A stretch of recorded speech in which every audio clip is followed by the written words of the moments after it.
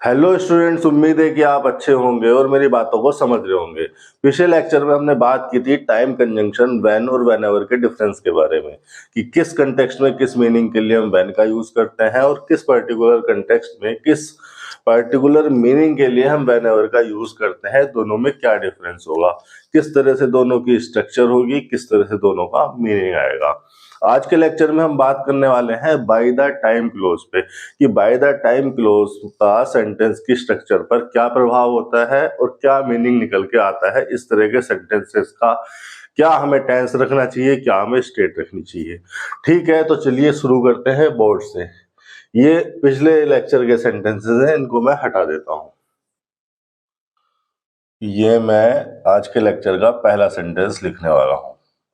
Bye the time we reached the airport, comma, the train had left। सही sentence लिखा है मैंने, सही लिखा है मैंने सेंटेंस। पहले मैं सेंटेंस की स्ट्रक्चर आपको बताना चाहता हूं, फिर मैं बताऊंगा कि हमने किस टेंस को, किस स्टेट को क्यों प्रीफर किया है। देखो, ये है हमारा आज का टॉपिक। बाई के बारे में मैं आपको बता दूं कि बाई या तो प्रीपोजिशन है या फिर एडवर्ब है। प्रीपोजिशन है या एडवर्ब है। अब इसके बहुत सारे फंक्शन हैं, प्रीपोजिशन है तब भी, एडवर्ब है तब भी, लेकिन हमारा जो फोकस रहेगा इसके टाइम रिलेटेड एस्पेक्ट पे रहेगा। टाइम रिलेटेड फंक्शन पे हमारा आज का फोकस रहने वाला है कि भाई किस तरह से टाइम को रिफर करता है। अच्छा, इस सेंटेंस को इस तरह से भी लिखा जा सकता था। अगर कोई स्टूडेंट चाहे तो इस सेंटेंस को ऐसे भी लिख सकता था, मतलब बाय द टाइम क्लोज को बाद में लिखा जा सकता था। द ट्रेन लेफ्ट, हैड छूट गया यहां पर, देखो इसी तरह की गलतियां आती हैं। The train had left by the time we reached the airport. ठीक है, दोनों स्ट्रक्चर पॉसिबल है, लगभग सेम ही मीनिंग होगा। यहाँ पर हम कोमा लगा देते हैं दोनों क्लोजेस को अलग करने के लिए। यहाँ पर उस बाई ने ही क्लोजेस को अलग कर दिया तो लगाने की जरूरत नहीं है कोमा। ठीक है, हमारा है फोकस बाई के टाइम रिलेटेड फंक्शन पर। अब सबसे पहले सेंटेंस को इंटरप्रेट कर लेते हैं। कॉम्प्लिकेटेड हो, आसान हो, किसी भी तरह का सेंटेंस हो, सबसे पहले मैं स्टूडेंट्स को इंटरप्रेट करना सिखाता हूं। जब आप एग्जाम में जाएं, 200, 400, 500 सेंटेंसेस को इंटरप्रेट कर चुके हों एग्जाम से पहले, तो एग्जाम में आपको क्रिस्टल क्लियर दिखने लगती हैं चीजें कि कहाँ पर क्या स्ट्रक्चर हुई है, कहाँ पर सेंटेंस ने क्या स्ट्रक्चर फॉलो किया है, कहाँ पर कौन सा टेंस है, कहाँ पर वो किस तरह की वर्ब है, एवरीथिंग। देखो, मैंने आपको बताया कि बाई या तो प्रीपोजिशन है या एडवर्ब है। ठीक है, बाई हो गया प्रीपोजिशन। प्रीपोजिशन अपने बाद ऑब्जेक्ट लेते हैं। एक्चुअली में प्रीपोजिशन लिखे ही इसलिए जाते हैं, प्रीपोजिशन लिखे जाते हैं अपने बाद आने वाले किसी नाउन प्रोनाउन को सेंटेंस में, सेंटेंस के किसी भाग से जोड़ने के लिए। और इन नाउन प्रोनाउन को जिनको जोड़ा जाता है प्रीपोजिशन के द्वारा, इन नाउन प्रोनाउन को उस प्रीपोजिशन का ऑब्जेक्ट कहा जाता है। तो ये हो गई नाउन फ्रेज, यानी कि प्रीपोजिशन का ऑब्जेक्ट। नाउन फ्रेज ही बोलूंगा मैं, सिर्फ नाउन नहीं बोल सकता। नाउन बोलता टाइम को, लेकिन द टाइम को तो फ्रेज ही बोलना पड़ेगा। द आर्टिकल हो गया, टाइम हो गया नाउन। बी एक प्रोनाउन है, सब्जेक्टिव केस में लिखा है तो सब्जेक्ट ही होगा, और असर्टिव नेचर का सेंटेंस है, सब्जेक्ट से ही शुरू होता है। रीच्ड मेन वर्ब है। अब ये मेन वर्ब है तो उसमें भी ये एक्शन नेचर की वर्ब है, लिंकिंग नेचर की नहीं है। और जब ये एक्शन नेचर की वर्ब है तो उसमें भी ये ट्रांजिटिव नेचर की वर्ब है। ट्रांजिटिव वर्ब वो वर्ब होती है जो अपने बाद ऑब्जेक्ट लेती है। ऑब्जेक्ट मतलब कोई नाउन या प्रोनाउन। ठीक है, ये रहा ऑब्जेक्ट, मतलब कोई नाउन है। द एयरपोर्ट, नाउन फ्रेज ही बोलना चाहिए मुझे, इसे अच्छे ग्रामरियन तो इसे फ्रेज ही बोलेंगे। देखो, एयरपोर्ट नाउन है और ये आर्टिकल है, तो हम इसको आर्टिकल क्यों नहीं कह रहे, नाउन क्यों कह रहे हैं, ये सब मैंने बताया है जिसमें मैंने डिस्कस किया है कि फ्रेज क्या होती है, क्लोज क्या होती है, और किस फ्रेज को हम नाउन फ्रेज कहेंगे, एडजेक्टिव फ्रेज कहेंगे, कैसे तय होता है। फिलहाल आप इतना समझिए कि एयरपोर्ट इसका मेन वर्ड है, नाउन है, तो नाउन फ्रेज ही हो गई। ये इस ट्रांजिटिव वर्ब का ऑब्जेक्ट हुआ। यहां से दूसरी क्लोज स्टार्ट हो गई कोमा के बाद से। कोमा इनको सेपरेट करने के लिए, दो क्लोजेस को सेपरेट करने के लिए हमें कोमा लगाना पड़ता है। या तो प्रीपोजिशन या कंजंक्शन कर देते हैं सेपरेट, या फिर हमें कोमा लगाना पड़ता है। अब देखो ये नाउन हो गया और ये आर्टिकल, ये हो गया नाउन फ्रेज। ये यहां पर सब्जेक्ट के फंक्शन में है। देखो नाउन फ्रेज, नाउन तो हो गया इसका पार्ट ऑफ स्पीच, सब्जेक्ट हो गया इसका फंक्शन, इतनी फ्रेज का फंक्शन। आगे लगी है हेल्पिंग वर्ब, चूंकि मेन वर्ब मौजूद है। मेन वर्ब की थर्ड फॉर्म में है, इंट्रांजिटिवली यूज हो रही है। लीव या लेफ्ट एक ऐसी वर्ब है जो इंट्रांजिटिवली भी यूज हो सकती है, ट्रांजिटिवली भी यूज हो सकती है। ऐसी वर्ब को मैं कहता हूं एम्बी ट्रांजिटिव वर्ब, जिनका ट्रांजिटिव होना सर्टेन ना हो, अनसर्टेन हो। सेम सेंटेंस ये है, बस आगे पीछे क्लोज लिखी है, इसको इंटरप्रेट करने की जरूरत नहीं है। अब मेरा सवाल आपसे ये है, या मेरे हिसाब से आपके दिमाग में एक क्वेश्चन होना चाहिए कि इस पूरे सेंटेंस में दो क्लोजेस हैं, तो उन दो क्लोजेस को जोड़ने वाला कंजंक्शन कहां है? यही तो पढ़ा है हमने। हम जब इंग्लिश को पढ़ते हैं, समझते हैं कॉम्पिटिटिव एग्जाम्स के लिए, तो हमें सिखाया जाता है कि दो क्लोजेस को जोड़ने के लिए कंजंक्शन यूज होते हैं। पूरे सेंटेंस में आपको कहीं भी कंजंक्शन दिख रहा है? कहीं भी कंजंक्शन लगाओ, बाई कंजंक्शन नहीं है, बाई तो प्रीपोजिशन है, और उस प्रीपोजिशन के बाद उसका ऑब्जेक्ट लगा है। समझ रहे हैं बात को? अगर इस तरह के सवाल आपके दिमाग में आते हैं तो भी, नहीं आते हैं तो भी, इस तरह के सवालों का जवाब जानना जरूरी है। आप ही देखिए कि अगर ये दो क्लोजेस हैं तो यहां पर कंजंक्शन क्यों नहीं है? कहां है वो कंजंक्शन? दो क्लोजेस को जोड़ने के लिए तो कंजंक्शन चाहिए ना। बाय प्रीपोजिशन है, उसके बाद उसका ऑब्जेक्ट लिखा है। अब कुछ बच्चे ये कह देंगे कि सर ये बाय द टाइम जो है, पूरी जो फ्रेज है यही कंजंक्शन हो रही है। क्या वाकई में ऐसा है? किसने बताया आपको ऐसा है? ऐसा हो सकता है कि कोई प्रीपोजिशनल फ्रेज एडजेक्टिव या एडवर्ब का काम कर दे, क्योंकि प्रीपोजिशनल फ्रेज अपने बाद लिखे हुए नॉन प्रोनाउन को, ऑब्जेक्ट को किसी सेंटेंस के किसी वर्ड से जोड़ती हैं। तो जिस वर्ड से जोड़ेंगी उस वर्ड के अनुसार वो एडजेक्टिव एडवर्ब हो सकती हैं। प्रीपोजिशनल फ्रेज अगर किसी नाउन से जुड़ रही है, किसी नाउन के लिए आई है, तो नाउन के लिए आने वाले किसी वर्ड फ्रेज को हम एडजेक्टिव कहते हैं। तो इस सिचुएशन में वो एडजेक्टिव हो सकती है। और प्रीपोजिशनल फ्रेज, प्रीपोजिशन के बाद लिखा हुआ ऑब्जेक्ट, ये पूरी जो फ्रेज है, जो पूरा कॉम्बिनेशन बनता है किसी भी सेंटेंस में, हो सकता है किसी वर्ब, एडजेक्टिव या एडवर्ब से जुड़ रही हो, या उनको मॉडिफाई करने के लिए आई हो, उनके बारे में बताने के लिए आई हो। और किसी वर्ब, एडजेक्टिव, एडवर्ब को मॉडिफाई करने वाले किसी वर्ड, फ्रेज या क्लोज को, यहां पर तो फ्रेज की बात करेंगे प्रीपोजिशन के केस में, तो ऐसे वर्ड, फ्रेज को एडवर्ब फ्रेज कहा जा सकता है, क्योंकि ये वर्ब, एडजेक्टिव या एडवर्ब के लिए आई है। इतनी बात तो है सिंपल। भाई प्रीपोजिशनल फ्रेज एडजेक्टिव या एडवर्ब हो सकती हैं, लेकिन वो कंजंक्शन हो सकती हैं। सुना है कहीं? ऐसा नहीं है। कुछ बच्चे कह देंगे कि यहाँ पर यही कंजंक्शन का काम कर रहा है, कंपाउंड कंजंक्शन है या सेमी कंजंक्शन है, इस तरह की चीजें यूज करेंगे। वो सब मेरे हिसाब से तो जस्टिफाइबल नहीं है। देखो हो क्या रहा है, बाई प्रीपोजिशन। अब मैंने आपको बताया कि प्रीपोजिशनल फ्रेज एडजेक्टिव या एडवर्ब का काम करती है, डिपेंड करता है उनके फंक्शन पर। ठीक है, प्रीपोजिशनल फ्रेज यानी कि ये बाई प्रीपोजिशन ने अपने बाद ऑब्जेक्ट लिया द टाइम को, और ये प्रीपोजिशनल फ्रेज आई किस लिए? ये प्रीपोजिशनल फ्रेज आई है टाइम बताने के लिए, और ये किसका टाइम बता रही है? इस वाली वर्ब का। इस वाली क्लोज को या इस वाली वर्ब को तो खुद टाइम बताने के लिए लिखा गया है। इस प्रीपोजिशनल फ्रेज को लिखा गया है टाइम बताने के लिए इस वर्ब का, कि ट्रेन का जो लेफ्ट वाला काम है वो कब हुआ, कब कंप्लीट हुआ। ठीक है, यानी कि ये जो प्रीपोजिशनल फ्रेज है ये लगी है इस वाली वर्ब का टाइम बताने के लिए। अगर वर्ब के बारे में बता रही है तो एडवर्ब कही जाएगी, और चूंकि टाइम बता रही है वर्ब का तो एडवर्ब ऑफ टाइम कहा जाना चाहिए।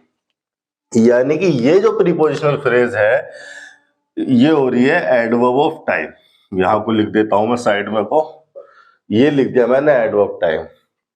ये निश्चित तौर पर ये एडवर्ब टाइम है, इसका टाइम बताने के लिए आई है। तो फिर कंजंक्शन कहाँ है जोड़ने वाला? एक्चुअली में एक कंजंक्शन यहां पर लगा है जिसको सेंटेंस की स्ट्रक्चर में लिखा नहीं जाता, और वो कंजंक्शन यहां पर लगा है at which. By the time at which we reach the airport the train had left. ये जो एट प्रीपोजिशन लगा है और इस प्रीपोजिशन के बाद जो ऑब्जेक्ट है और ये जो विच है ये हो रहा है रिलेटिव प्रोनाउन। अब चूंकि मैं रिलेटिव प्रोनाउन को पढ़ा नहीं रहा हूं तो इसके बारे में डिटेल से तो बात करूंगा नहीं, उतना टाइम भी नहीं होता है लेक्चर में। लेकिन आप इतना समझिए कि यहां पर ये फ्रेज यहां पर लगी हुई है एट और विच। ये जो विच है रिलेटिव प्रोनाउन है, और रिलेटिव प्रोनाउन कंजंक्शन का काम भी करते हैं। इस विच ने, ये विच लिखा किसके लिए गया है? अपने एंटीसीडेंट के लिए। रिलेटिव प्रोनाउन लिखे जाते हैं अपने एंटीसीडेंट के लिए, पूर्वगामी शब्द के लिए। एंटीसीडेंट कौन है? एंटीसीडेंट है टाइम। तो ये जो विच है ये आया है टाइम के लिए, और एट ने इस विच को, जो कि खुद टाइम के लिए लिखा है, एट टाइम या एट विच दोनों एक जैसे हैं। विच लिखा गया है टाइम के लिए और एट ने इस टाइम को या विच को इस क्लोज से रिलेट कर दिया, इसीलिए कहा जाता है रिलेटिव प्रोनाउन। ये जो है फ्रेज यहां पर लिखी हुई है और ये कंजंक्शन का काम कर रही है इस वाली क्लोज को इस टाइम से जोड़ने का, इस फ्रेज से जोड़ने का। और ये प्रीपोजिशन इस टाइम को इस सेंटेंस से जोड़ रही है। ये हो रहा है यहां पर, समझे मेरी बात को? ये रिलेटिव प्रोनाउन ने कंजंक्शन की तरह काम करके इस वाली क्लोज को इस टाइम से जोड़ दिया, और चूंकि टाइम जो है प्रीपोजिशनल फ्रेज का हिस्सा था, इस प्रीपोजिशन ने टाइम को इस सेंटेंस से जोड़ दिया। अब ये एट विच यहां पर लिखा क्यों नहीं जाता है, इसको हिडन क्यों कर लिया जाता है, या इसके मीनिंग को अंडरस्टूड लिया जाता है लेकिन यहाँ पर लिखा नहीं होता है, ये सब रिलेटिव प्रोनाउन के कॉन्सेप्ट है। रिलेटिव प्रोनाउन में ही बात करेंगे। अगर आपने सीखे हो तो सही है, ना भी सीखे हो तो कोई दिक्कत नहीं है। मैं रिलेटिव प्रोनाउन, मैं जब प्रोनाउन चैप्टर पढ़ाऊंगा तो उसमें रिलेटिव प्रोनाउन में मैं डिटेल में ये चीजें बताता हूँ कि ये वर्ड्स क्यों गायब कर दिए जाते हैं, कैसे गायब कर दिए जाते हैं। तो इतनी बात अगर आपको समझ में आ गई है कि एट विच यहाँ पर लगा हुआ है, जो कि विच, जिसमें कि विच कंजंक्शन का काम कर रहा है इसको इससे जोड़ने के लिए, और बाय प्रीपोजिशन इस टाइम को यानी कि अपने ऑब्जेक्ट को इस सेंटेंस से जोड़ रही है, एडवर्ब टाइम हो रही है। तो इस सेंटेंस में भी वैसा ही है। देखो एक और सेंटेंस लिख देता हूं मैं इसी बात को क्लियर करने के लिए, आपको चीजें और बेहतर समझ में आए, यही प्रयास है मेरा। यहां इस बॉक्स में लिख देता हूं। मैंने एक सेंटेंस लिखा, by the time of her death, comma लगा दिया। शी हैड रिटन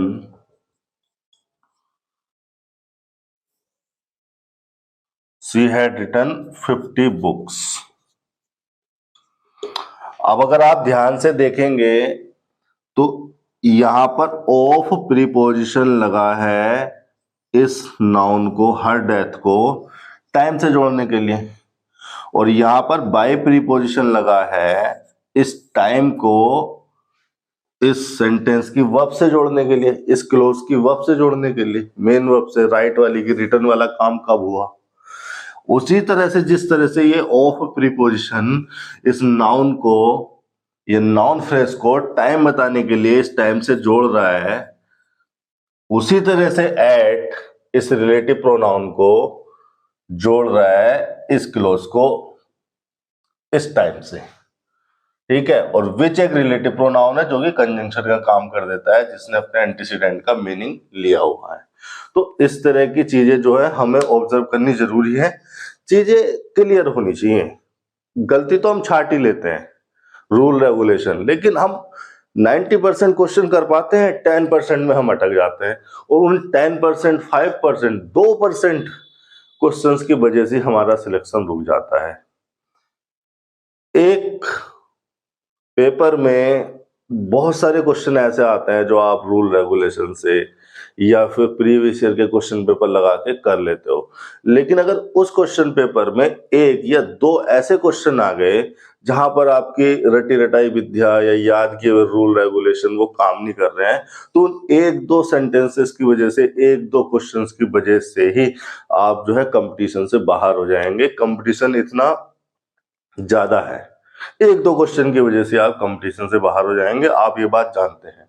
तो चीजें अगर क्लियर हो तो ही बेहतर रहेगा। इस तरह की स्ट्रक्चर जो है हम फॉलो कर रहे हैं।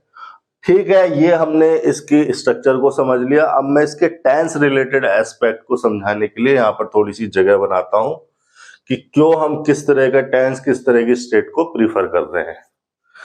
इसको हटाना पड़ेगा।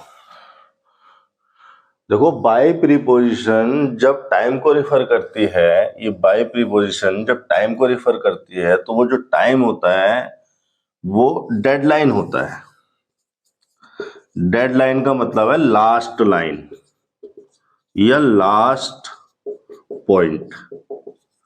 मतलब बाय प्रीपोजिशन जब उस टाइम को रिफर करती है तो वो टाइम डेडलाइन, लास्ट लाइन या लास्ट पॉइंट होता है, यानी कि वो पॉइंट लास्ट है जब तक कोई एक्शन हुआ, उसके बाद नहीं हुआ। और वो टाइम है क्या? वो टाइम बताने के लिए ही तो ये क्लोज लिखी गई है, एट विच से जोड़ के। कहने का मतलब है कि ये वाला जो वर्ब है, ये वाली वर्ब एग्जिस्टेंस में रही है, ये वाला एक्शन यहां तक हुआ इस पॉइंट के आने तक। जैसे ये पॉइंट आया या ये वाला टाइम आया तो ये वाली वर्ब उसके आगे नहीं हुई, यानी कि इसका कंप्लीशन हो गया उस पॉइंट के आने तक। ये है मतलब बाय प्रीपोजिशन जब टाइम को रिफर करती है तो। Last point in time. अब अगर इसको हम टाइमलाइन पर देखें तो ये अगर हमारा रिपोर्ट टाइम है, रिपोर्ट टाइम अगर ये है हमारा, तो ये वो टाइम है when we reached the airport. ठीक है, यानी कि ये वाला जो एक्शन है, ट्रेन हैड लेफ्ट, ये इस पॉइंट तक हुआ, मतलब यहां पर आके इसका कंप्लीशन हो गया। अब चूंकि हमारा इंटेंशन है उस डेड लाइन पर, लास्ट लाइन पर, लास्ट पॉइंट पर, तो हमारा फोकस इससे पहले की किसी एस्पेक्ट्स पे नहीं है, हमारा फोकस है सिर्फ इस नेचर पे, इस वर्ब के इस एस्पेक्ट पे कि इस पॉइंट तक आने तक ये जो है कंप्लीशन हो गया। और इस कंप्लीशन को दिखाने के लिए ही, अगर पास्ट के किसी पॉइंट पे कंप्लीशन हो गया, इस कंप्लीशन को दिखाने के लिए ही हम पास्ट परफेक्ट में वर्ब को ले जाते हैं। तो ये हो गया इसका सेंटेंस का टाइम रिलेटेड एस्पेक्ट, या टाइम के रिलेटेड रिलेशन में ये किस तरह से जो है टेंस रहेगा इसको, और किस तरह से इसकी वर्ब की स्टेट रहेगी। ठीक है, यहां पर मैं लिख देता हूं बाई प्रीपोजिशन जब टाइम को रिफर करे।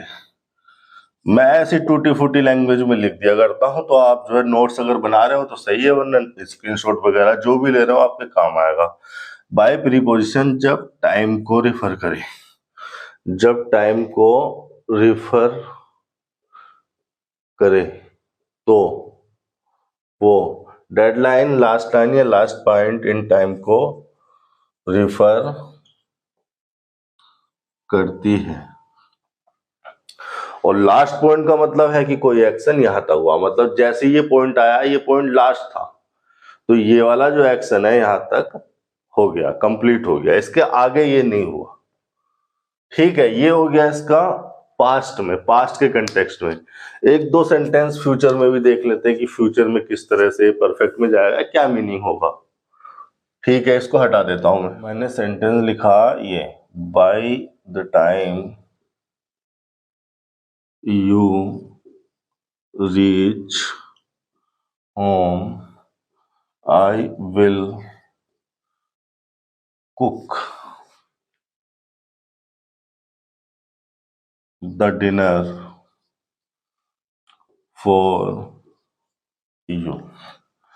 ठीक है, सेंटेंस का स्ट्रक्चर मैं आपको समझा चुका हूं, लगभग लगभग वैसे ही रहेगा, चीजें जो है चेंज हो जाएंगी। ये बाय प्रीपोजिशन है, प्रीपोजिशन के बाद उसका ऑब्जेक्ट लिखा है, क्लोज को जोड़ा गया है इस वाली को इससे, कैसे जोड़ा गया आपको पता है, एड विच यहाँ पर लगा होगा, उसको लिखने की जरूरत नहीं रहती। क्यों उसको हटा देते हैं, रिलेटिव प्रोनाउन में समझेंगे। ये प्रोनाउन है, सब्जेक्टिव केस में लिखा है तो सब्जेक्ट है, असर्टिव क्लोज है तो सब्जेक्ट से ही स्टार्ट होगी, रीच हो गया मेन वर्ब, ट्रांजिटिव नेचर की वर्ब है तो ट्रांजिटिव नेचर की वर्ब तो भैया अपने आगे ऑब्जेक्ट लेते हैं। होम यहाँ पर ऑब्जेक्ट हो गया नाउन, आई हो गया प्रोनाउन मतलब सब्जेक्ट, विल हो गई हेल्पिंग वर्ब, कुक हो गया यहाँ पर मेन वर्ब, ट्रांजिटिव नेचर की वर्ब है, एक्शन नेचर की वर्ब है तो ट्रांजिटिव इंट्रांजिटिव की बात होनी चाहिए, तो ट्रांजिटिव नेचर की वर्ब है तो अपने बाद ऑब्जेक्ट लेगी। ये हो गया नाउन, ये हो गया आर्टिकल, कहते हैं इसको नाउन फ्रेज। 4 हो गया प्रीपोजिशन, यू हो गया उसका ऑब्जेक्ट। ऑब्जेक्ट कोई भी नाउन या प्रोनाउन हो सकते हैं, इस सिचुएशन में ये प्रोनाउन है। ये तो होगी सेंटेंस के स्ट्रक्चर। टाइमलाइन पर देख लेते हैं कि टाइमलाइन पर ये किस तरह से रिप्रेजेंट किया जा सकता है सेंटेंस को। ये हुआ वो रिपोर्ट टाइम जब आपने सेंटेंस को रिपोर्ट किया या इस वर्ब को रिपोर्ट किया। बाय डिफॉल्ट यही प्रेजेंट का टाइम, ठीक है।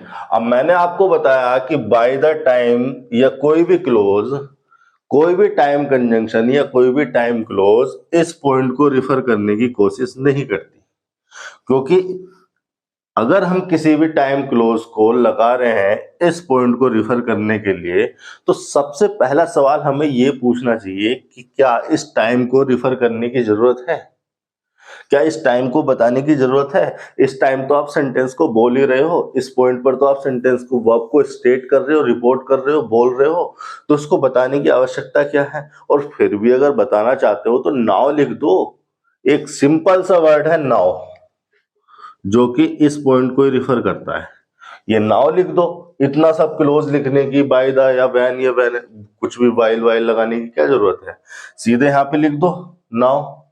मेरे कहने का मतलब है कि ये जो क्लोज यहाँ पर लिखी हुई है यू रीच होम, ये प्रेजेंट इंडेफिनिट में लिखी है, लेकिन ये इस पॉइंट को रिफर नहीं करेगी, नहीं करती, कुछ भी समझ लो। ये रिफर करती है फ्यूचर के किसी पॉइंट को। अब फ्यूचर का ये पॉइंट रहा होगा यहां पर, यू रीच होम। अब जो हुआ इससे पहले हो गया, मतलब ये जो पॉइंट था लास्ट पॉइंट था डिनर को कुक करने का, इसके बाद ये एक्शन नहीं हुआ। मतलब ये जो कुकिंग वाला एक्शन है ये स्टार्ट हो सकता है यहां हुआ हो, कहीं भी हुआ हो, उससे हमें मतलब नहीं है। हमारा फोकस उसके स्टार्ट होने पे या उसके चलने पे नहीं है, हमारा फोकस है कि इस पॉइंट तक इसका जो है कंप्लीशन हो गया होगा, ये जो खत्म हो गया होगा, क्योंकि इसके आगे ये हुआ नहीं, इसका मतलब ये यहीं तक हुआ, यहीं तक हुआ मतलब इसका यहां तक कंप्लीशन हो गया। यानी कि ये कंप्लीशन को दिखाने पे हमारा फोकस है। अगर हम कंप्लीशन को दिखाने पे हमारा फोकस है, कंप्लीशन को दिखाना चाह रहे हैं, तो इसको वर्ब को होना चाहिए था will have cooked perfect state में। ये हो गई future perfect state by the time close के साथ। तो इस तरह से ये जो है बाय द टाइम क्लोज वाले सेंटेंसेस फ्यूचर में और पास्ट में इंटरेक्ट करते हैं, या इनको इस तरह से बताया जा सकता है, समझा जा सकता है कि क्यों हम फ्यूचर परफेक्ट पास्ट परफेक्ट का यूज करते हैं। कुछ और सेंटेंसेस हैं जो मैंने ऑब्जर्व किए हैं मेरी ऑब्जर्वेशन के हिसाब से, वो भी आपको बता देने चाहिए, क्योंकि टीचर्स इनको डिस्कस नहीं करते हैं, बच्चे दिमाग नहीं लगाते हैं, लोग इन्हें अपवाद के रूप में लेते हैं। मुझे समझ में नहीं आता है कि अपवाद क्यों कह रहे हैं वो इन्हें, ये सीधी सीधी स्ट्रक्चर्स हैं, इनको समझ ले तो अपवाद का तो मतलब ही नहीं है। तो ठीक है, चलते हैं अगले सेंटेंस पे। अब मैंने ये सेंटेंस लिखा, द जज of the supreme court retires by the time she turn 65। 65 से मतलब 65 ईयर्स, ठीक है। अब बहुत सारे बच्चे जो है इसको कह देंगे कि ये सर फ्यूचर के टाइम को रिफर कर रही है, और अगर ये फ्यूचर के टाइम को रिफर कर रही है तो ये होना चाहिए फ्यूचर परफेक्ट में। कोई बच्चा ये भी कह सकता है कि सर ये प्रेजेंट के टाइम को रिफर कर रही है, तो इसको प्रेजेंट परफेक्ट होना चाहिए। कंप्लीशन दिखाना चाहिए। देखो मैं उनको थोड़ा सा समझा देता हूँ। ये है हमारी टाइम क्लोज।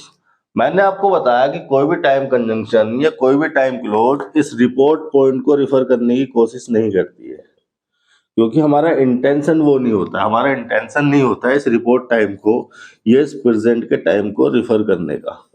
इसके लिए तो हम सीधे नाव लगा के ही काम चला सकते हैं। फिर ये प्रेजेंट इंडेफिनिट में जो क्लोज लिखी होती है, जो भी टाइम क्लोज होती है टाइम कंजंक्शन के साथ, वो फ्यूचर के पॉइंट को रिफर करती है। लेकिन क्या ये यहाँ पर वन ऑफ फ्यूचर का इवेंट है? ये एक ऐसा एक्शन है, ये यहाँ पर एक ऐसी वर्ब लिखी है या ऐसे नेचर की लिखी है जो कि परमानेंट कहा जा सकता है। परमानेंट इफेक्ट का यहाँ पर लिखा है, या फिर टाइम इंडिपेंडेंट, मतलब कि ये यहाँ भी होगा, यहाँ भी, यहाँ भी, यहाँ भी, यहाँ भी, यहाँ भी, यहाँ भी, ये सभी जगह के लिए वैलिड है। कहा यह जा रहा है जब भी कोई 65 साल का होता है तो रिटायर कर जाता है सुप्रीम कोर्ट का जज। तो क्या इसमें, तो इस क्लोज को लिख के क्या किसी एक स्पेसिफिक पॉइंट को, फ्यूचर के एक स्पेसिफिक पॉइंट को रिफर किया जा रहा है या प्रेजेंट के किसी एक पॉइंट को? एक्चुअली में सभी पॉइंट्स को रिफर किया जा रहा है। ये परमानेंट इफेक्ट का है, परमानेंट नेचर का है। अब अगर ये परमानेंट नेचर का है तो ये भी परमानेंट नेचर का होना चाहिए। क्या हमें इसके कंप्लीशन को दिखाने की जरूरत है? क्या हमें बताना पड़ेगा कि जैसे ये पॉइंट आता है कोई भी यहाँ पर ये जो रिटायर वाला एक्शन है ये कंप्लीट हो जाता है? क्या हमें लिखना चाहिए द जज of the supreme court has retired bye the time she has turn 65? अगर हमने यहाँ पर लिख दिया हैज रिटायर्ड तो इसका मतलब हो गया कंप्लीशन प्रेजेंट के पॉइंट पर। इसका मतलब प्रेजेंट का पॉइंट ये पॉइंट था, इसका मतलब इस पॉइंट पर कंप्लीशन हो गया। लेकिन हम ये क्लोज लिख के तो हम सारे पॉइंट्स को रिफर कर रहे हैं, ये तो हम परमानेंट नेचर का हो गया। अगर केवल ये प्रेजेंट परफेक्ट हमने लिख दिया यहाँ पर ये बाय द टाइम क्लोज देख के, तो इस प्रेजेंट परफेक्ट का मतलब केवल ये होगा कि केवल इस पॉइंट पर कंप्लीशन हुआ। क्या हम इस पॉइंट को रिफर कर रहे थे? नहीं, हम सारे पॉइंट्स को रिफर कर रहे थे। टाइम इंडिपेंडेंट नेचर की क्लोज हो रही थी परमानेंट इफेक्ट के साथ कि जब भी ऐसा होता है ऐसा हो जाता है, ये हो इस टाइम तक ये हो जाता है। ठीक है, तो कहने का मतलब है कि हम यहाँ पर प्रेजेंट परफेक्ट को ना रिफर कर सकते हैं, ना यूज कर सकते हैं, ना हम फ्यूचर परफेक्ट को यहाँ पर लगा सकते हैं, क्योंकि ये क्लोज किसी फ्यूचर के टाइम को बताने के लिए नहीं लिखी है।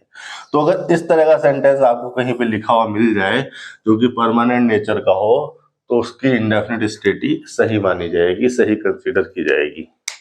ठीक है, ये हो गया बाई के बारे में कि बाई किस तरह से प्रीपोजिशन होते हुए टाइम को रिफर करता है, क्या सेंटेंस की स्ट्रक्चर होती है, क्या सेंटेंस का कंटेक्स्ट और मीनिंग होता है, क्यों हम परफेक्ट स्टेट का यूज करते हैं।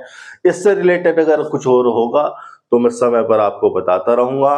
चीजें ऐसा होता है कि ऑब्जर्व करते रहते हैं, सेंटेंसेस लेके आते हैं स्टूडेंट्स मेरे पास, क्वेश्चन पूछते हैं, उनके डाउट आते हैं। तो अगर मुझे ऐसा लगा कि उनका कोई भी क्वेश्चन, कोई भी डाउट ऐसा है कि वो मुझे ब्रॉड लेवल पर समझाना चाहिए, बताना चाहिए, तो मैं उससे पर भी वीडियो बनाऊंगा। मैं आपसे कह चुका हूं कि मुझे अच्छा लगता है जब आप अपने डाउट लेकर मेरे पास आते हैं, तो बेझिझक आप किसी भी क्वेश्चन से रिलेटेड डाउट मेरे पास लेकर आ सकते हैं। आज के लेक्चर में इतना ही। Thank you.